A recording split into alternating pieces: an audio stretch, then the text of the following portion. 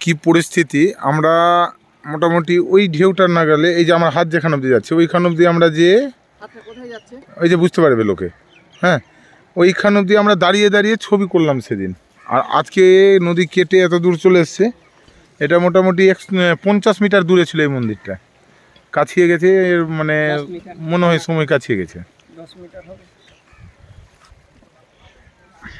কি পরিস্থিতি এইদিকে দেখুন, এই মাছ মারছে এরা।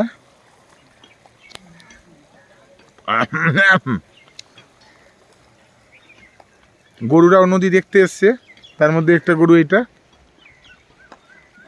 আর দুটি গরু নিয়ে এসছি এদিকে সঙ্গে, একটা দুটা। ওয়াও,